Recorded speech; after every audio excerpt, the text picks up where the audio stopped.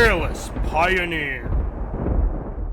Yo, what's going on guys? EJ here, bringing another Lord of the Rings Rise of War video. Today guys, I'm doing a tier list after all the updates and everything that we've been through. We could call it like a 2.5 pretty much. Yeah, a lot of changes to the commanders. I'm doing the good side today. So I'm going to be doing a tier list on what I believe, and I've waited a bit of a lot longer because I've been waiting to see what's been happening this season, looking at some battle reports and that, and using some commanders myself to get a more like liable picture on them and stuff like that, and get like a better accurate result. So yeah, let's get straight into it, shall we? Obviously God mode speaks for itself. Parther, you know, pretty much don't use them in PvP battle, so let's get into it. So the first one that we have here is Isildur. Now I'm instantly going to move him straight up into the OP section. He's fantastic. The changes that were made to him, like for like his skills now, are fantastic. Like he can obviously do like really good. I've seen him do up to 100k damage. I've had him doing 90 to 100k damage myself with the units, as well as a really good defensive commander, as well as his Great King skill is fantastic now when it's buffed by command. You're getting a plus 50 attack on your damage dealers, so he's an amazing support commander as well. So I'm immediately going to put him straight up into the OP section. The next commander we have here is Galadriel. I'm going to put her straight up in here into the OP section as well. One of the main reasons being she's one of the only commanders that can do madness damage on the good side, as well as focus damage. We all know that the elemental damage is still really good in the game, so she is very good for that, and also can do decently well with healing. But yeah, if the way you want to be building her, of course, is with the focus damage and the madness effects. Okay, another big one straight away. Okay, Gandalf the White is instantly going up to God mode. We all know White Council is the best thing in the game, literally at the moment, along with his other skills that work fantastically pair with him, buffing attack of all the other formation, the units in your formation. Absolutely fantastic with his R5 skill, and then of course got focus damage with the ability to do stun and stuff like that, depending on how many ability points you have. He's instantly going to go up into the God mode.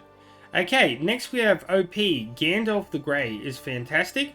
I'm using him currently in my second formation at the moment. He's near as good as Gandalf the White, just not as good, of course, because the R5 ability is fantastic, but he has the same White Council, which is fantastic to use. Of course, he's got his conveyor skill, which is going to give you the ability to with that follow-up and that, but it's only just for him, so it can be pretty good with unit attack damage as well.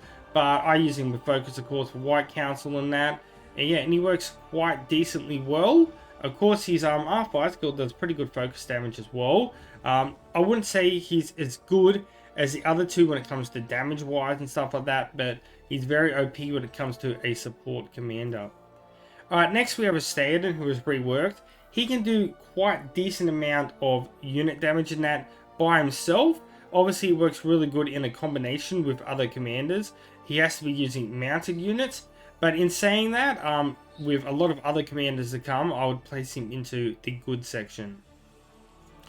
Alright, next we're going to have is Bard.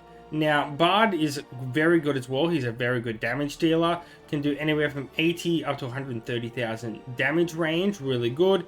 With special effects doing a lot of bleed and such. Can do a lot of ongoing damage throughout the battle. In saying that, I would put him into the OP section, and I would place him up in between Isildur and Galadriel. I do like Galadriel with a focus damage, but overall he's a really good damage dealer. The only thing which is letting him down a bit is he was a bit of a newer commander compared to Galadriel, so it's a lot less with the levels, but now that they've adjusted it with such, even if you have him at respect level 10, you can get a lot of ability points and be doing a lot of damage with him. Alright, the next one, Dain, pretty simple. We know where he's going straight to the top of God mode above Gandalf the White. Best damage dealer literally in the game, good and evil side. So yeah, immediately going up into God mode. Alright, next we have is Borromir. Now, we did put Theoden up into the good section. Borromir is okay, like he doesn't really do much damage. He has the chance to do a little bit of evade. He can be, I am going to place him up in the good commander just because with the new skilling changes with his R5 hair skill, he can have fantastic defense buffs now and be pretty good if built as a command built defensive commander with some evade, so it can be pretty decent there. So I'm going to place him up into the good section. Next, Eowen, she's alright, like no one ever really uses her. She can buff like some melee units and stuff like that, and she can be good like as like an additive if you got like your Theoden kind of build and stuff like that. So I'm just going to place her up into the OK section. She's there if you need to fill up a formation pretty much. Alright, next we have Eomer. He's pretty good. He can do pretty good damage range from 70 up to 100k damage. Really excels when you do get his relic. In saying that, we will put him into the good tier above those two because he does have the ability to do some pretty good unit damage when built into the category of building with Theoden kind of build, but also can be a single one-off use commander for commander damage as well. Alright, Gil, next we're going to put him straight up in the God mode. The changes didn't affect him too much with the commander changes. Like, he can be built as a defensive commander with high command now and use his R5 skill. And of course, evade is still fantastically and amazing OP in the game. So he immediately goes to God mode just for the ability of his evade. Okay, the next one that we have here is King Aragorn. Now, he's quite good these days. He does have abilities to heal and that, not really touched on, but as a damage dealer, with one of the damage dealers being only able to use follow-up, basically, well, not follow-up, I should say the keen eye, which is the proper word for it, which basically is pursuit, so that we can get, like, when we're fighting guilds and stuff, he does fantastically there. So as a damage dealer and stuff, I'm going to place him up in between. Actually, you know what? He's pretty good. I'm going to put him in between Bard and Galadriel. He's really good in that sense. His R5 and that can be used pretty decently as well, because you're going to be versing a lot of Gandalf and stuff like that with the madness effects and stun and stuff, so it can come into quite good handy. But as an overall just damage dealer, he's fantastic. Alright, the next one we have is Beorn. He is absolutely fantastic. Instantly going to put him straight up into God mode, and going to place him up there between just lower than Dain, but he's fantastic now with the adjustments and that. You can get a lot of skill points out of him. If you do verse Mordor and stuff and they're using orcs and that, you got to be doing insane amount of damage. But yeah, he's an easy 100,000 to 200,000 damage dealer like Dain, and so instantly goes up into God mode. Alright, the next one, Radagast, was testing him out a bit last season in the PvE. He's still quite decent as a healer. Especially when you start getting up the levels. He can get up to the at level 50 up to the 80k range of healing, especially when paired with other healing commanders like Thorundil and stuff like that. So in saying that, I'm going to place him into the good section, but not as high as the other three we have at the moment. Alright, next we have is Elrond. Now Elrond is a great commander. He got some adjustments and such like that. Like, he can't really do any physical damage anymore, except for his unit attacks, of course, with the follow-up ability and stuff like that, and the abilities to buff elf commanders. So if you're using an elven formation, he's fantastic. In saying that, I'm going to put him up into the OP section, but at the lowest tier out of all of them. Alright, the first one we're not going to talk too much about is King of the Dead, straight to Parther.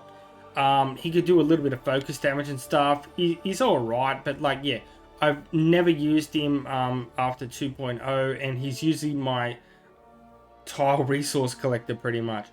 Alright, Thorin next is going to be going into the good section. It's going to be going straight up to the top of the good out of all of them there so far. He is his new R5 skill is quite good, because with the damage, it can be quite good when versing White Council and that, because you're going to get some persistent damage. As well, he still has his abilities to do amount of physical commander damage as well. So overall, he's quite a very good damage dealer. Not in the top tier range like the ones above him, but still pretty good. The next one, okay, Treebeard, instant Parther. Yeah, his skills, you just can't really make too much out of him. I tested him as a physical damage commander and stuff, and was able to get like 40-50,000 damage out of him. No good, Parther, don't use him at all. Alright, Cirdan, fantastic. He's going straight up into the OP section. He is one of the best healers in the entire game, especially when it comes to the good side. Also with the abilities of doing like pursuit and follow up and such of his R5 skill, and boosting a lot of attack and such on the elves with his Teleri skill. He is fantastic, and in saying that, I'm going to place him all the way up in between Bard and King Aragorn right there as such. Like, he is like the best support commander. Like, he's so good when it comes to like healing and such like that. Obviously not as good as Gandalf the White, but yeah, fantastic. Alright, Faramir, he is really good. Been using him a lot, especially if you have his cape and are using ranged units on him. He can do anywhere from 80 to 120k damage as well.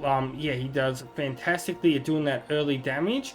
And also with the first instance of some pursuit with his bottom R1 skill is fantastic. In saying that, I think he is really good, and I'm going to place him up in between Thorin and Eomer. Alright, next we have is Gimli. Now, Gimli is an amazing OP commander. Why? Because he's a damage dealing commander, but with the ability with his relic, which is a lot easier to obtain now, to do follow-up damage and be able to damage the Gil armies and formations out there. So he's immediately going up to the top of the OP section as a damage dealing commander. Absolutely fantastic. Alright, next we have Dwalin. Now, he is quite okay. He can do a bit of physical damage in that. I tested out his new R5 and trying with the unit attack damage and stuff like that, but it didn't work too well. So I'm going to just place him up into the OK section, but above Eomer. Alright guys, next we have Balin. Can do a bit of physical damage. His R1 skill can do some pretty good healing with the small units, but in saying that, he's only a decent OK commander. And I'm going to place him straight into the OK section between Dwalin and Eowen. Alright, next, Merry and Pippin. They used to be okay, but now, like, yeah, like, basically, they're going to go straight into the OK section. They can be a half-decent, like, support commander, but they can't really do too much. Like, their attack ability buff and that wear off pretty quickly. And in saying that, I'm going to place him better than Eowen, but throw him into the OK section. Alright, Falgin. Now, he is a fantastically good commander now. An amazing support commander. And if you have his relic, even more amazing. In saying that, like, he got some buffs and changes in that. He's really good. He's up there with one of the best defensive commanders in the entire game. And in saying that, I'm going to instantly place him up into the good section. Right up here above all of the others. Right, next we have is Elrohir. So I'll do him and Ellandan at the same time. So they're both about near as good as each other. I do like Ellandan a little bit better. They work only really good in elf kind of formations and that. They're an okay kind of commander. In saying that, I'm going to place both of them. I'm going to put Ellandan just a tiny bit higher. And I'm going to put them in between Dwalin there. And then I'm going to put Elrohir here like such. They can be pretty decent. Like, if you spend a lot on them and get their relics and that, they can be really decent. But they have to have them supporting commanders like Gil and such in the formation as well. Otherwise, they're an okay. But like, there's a lot of many better options that you can be picking, of course, before you go to them.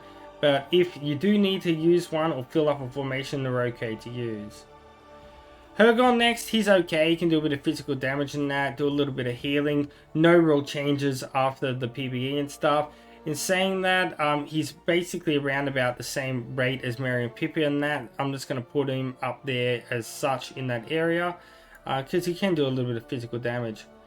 Alright, the next one, Ori, like, yeah, I'm just going to put him straight in the Parther. Like, no one ever uses him, he never gets any updates or any changes, no love for Ori ever, so yeah, unfortunately go straight to Parther.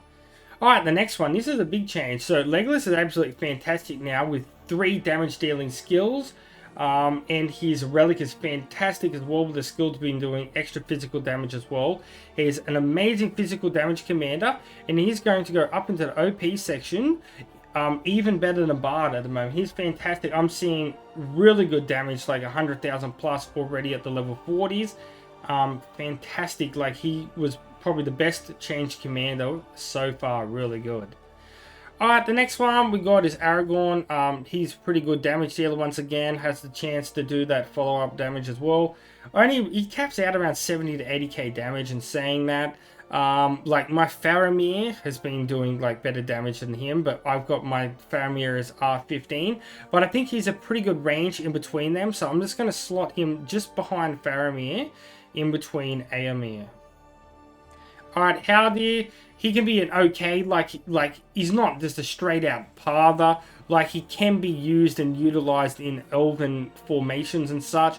In saying that, I'm probably going to put him just behind Balin here, above Hirgon, because he can be like decent with range units and stuff, and so we're going to place him there. Alright, Denathor, yeah, still no good, just going to throw him straight in the parther. Hirgon, oh sorry, not Hirgon, next we have is Imrahil. Now, Imrahil is still pretty much just an okay commander, a support commander and stuff, and used in unison with formations with such, with like Theoden and such in him. So, in saying that, he's an okay commander, and I would place him in between Haldir and Hirgon just here. Alright, the next one. We have Thorundil. I think he's absolutely fantastic. Like, really good when it comes to the healing side of things. Well, like, it's really good, and he can do a bit of physical damage as well, and like his skills just work really good. Now, in saying that, where we've already got commanders, I think he's as good as Elrond, if not as good as Elrond. Like, he's fantastic when it comes to healing. Like, Theoden wise, he's pretty good as well, so I'm going to slot him just up here, like in between Gandalf the Grey and Elrond. Like, I could almost put him like at the good section, but because I've got Elrond up here in the OP section, I've placed him just above Elrond. Alright, Frodo and Sam, fantastic, good commander. Instantly going to put them up above Falgin. Like, yeah, when they're built the correct way, using Swan Knights and such, or like a melee unit and using all range, and then so you're getting all the attack go to them. They're absolutely fantastic, absolute tank. They're going to survive nearly every single battle. Instant to the top are good. Alright, Celeborn, yeah. I'll pretty much put him in Parther, to be honest. Like, he's hardly ever used anymore. Really never touched. He could be okay. Like, I don't want to do him that bad. Like, I would put him in Parther, but I'm just going to put him all the way at the back of okay, because he does have some skills that can be decent. And then with Arwen as well, she can be okay as well. Like, she can still do some focus and such, and a bit of healing and things. So I'm going to place her into the okay section like such. And there we go, guys. There is my updated tier list for like 2.5 after all the changes and that of the recent PBE. I think this is a pretty good, accurate result. Of course, we don't see too many changes, but some changes that you will see, of course, like Legolas moving up, fantastic. One of the really big changes there. Otherwise, not a huge different change there, guys. But anyway, guys, I'm going to wrap up the video there, and until next time, peace out, EJ's out, and I'll catch you guys later. See yous. Thousands of the EJU.